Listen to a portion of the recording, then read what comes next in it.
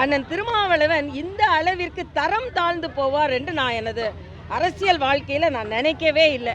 ஏனென்றால் நேற்று அவர் காந்தி படத்திற்கு சிலைக்கு மாலை அளிக்கவில்லை என்றால் அவர் நமது கொள்கை மாறுபட்டு இருக்கிறது, அதனால் காந்தி படத்திற்கு மாலை அணிவிக்கவில்லை என்று இதுவரைக்கும் மதுவிலக்கு கொள்கையை நீங்கள் எடுத்து வரவில்லையே.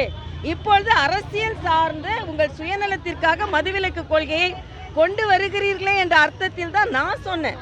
நான் எனது அரசியல் வாழ்க்கையில் இதுவரைக்கும் எந்த தனிநபர் தாக்குதலையும் நான் நடத்தியதே கிடையாது.